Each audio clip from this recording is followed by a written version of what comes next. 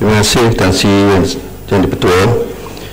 Kota Tinggi meminta agar Menteri Kewangan menyatakan berasaskan pembentangan bajet 2017 pada hari Jumaat yang lepas, berapakah sebenarnya jumlah hutang negara dan jumlah jaminan kerajaan, dan apakah tujuan hutang dan jaminan tersebut?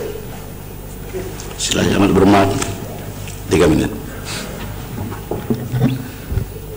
Tuan Yang Ketua, kedudukan terkini jumlah hutang Kerajaan Persekutuan pada akhir Jun 2016 adalah sebanyak 655.7 bilion ringgit atau 53.2% daripada KDNK. Daripada jumlah berkenaan, 95.9% atau 628.8 bilion adalah hutang domestik, sementara 4.1% lagi atau 26.9 bilion ringgit merupakan pinjaman luar pesisir. Kedudukan hutang Kerajaan Persekutuan kekal terurus dan dikategorikan sebagai negara keberhutangan sederhana. Hutang yang dibuat oleh Kerajaan Persekutuan adalah bertujuan untuk membiayai defisit berikutan kekurangan hasil bagi menampung perbelanjaan pembangunan kerajaan. Pinjaman yang dibuat untuk membiayai pembelanjaan pembangunan adalah perbelanjaan yang produktif yang dapat menyokong pertumbuhan ekonomi dan dapat memanfaatkan rakyat, seperti pembinaan sekolah, hospital, jalan raya dan empangan. Selain itu, secara tidak langsung ia memberi manfaat kepada sektor swasta melaksanakan pelbagai program dan aktiviti ekonomi.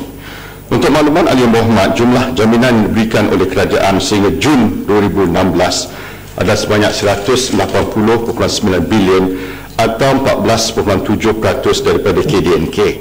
Jaminan tersebut diberikan terutamanya pada entiti awam yang melaksanakan projek infrastruktur seperti dana infra, prasarana dan PT-PTN yang terlibat dalam pembinaan infrastruktur seperti MRT, LRT dan penyediaan pinjaman pelajaran untuk pendidikan di peringkat tinggi.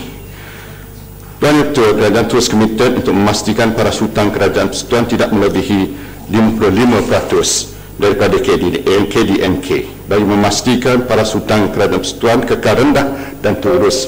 Langkah konsolidasi fiskal akan terus diamalkan bagi mengurangkan paras defisit secara berperingkat. Kota Tinggi 31. Tuan Sri Ketua, apakah langkah-langkah kerajaan bagi mengelakkan jumlah hutang kerajaan terus meningkat pada masa akan datang? Yang Berhormat, 2 minit 31. Tuan Yang Ketua, kerajaan akan ambil beberapa langkah. Pertama, untuk memastikan bahawa perbelanjaan mengurus kita tidak melebihi daripada hasil. Maknanya kita mesti memperolehi surplus, Tuan Yang Ketua, dari segi akaun semasa kerajaan. Kedua, kita mesti tentukan bahawa pinjaman itu digunakan untuk mengembangkan ekonomi, menambahkan lagi kegiatan ekonomi negara, dan di samping itu juga kita juga memberi keutamaan kepada pinjaman dalam negeri. Dengan langkah-langkah sedemikian, termasuk juga perbelanjaan yang berhemat, cekap dan berkesan, mementingkan outcome, insya-Allah kita dapat menguruskan hutang negara dalam keadaan yang terkawal, insya-Allah.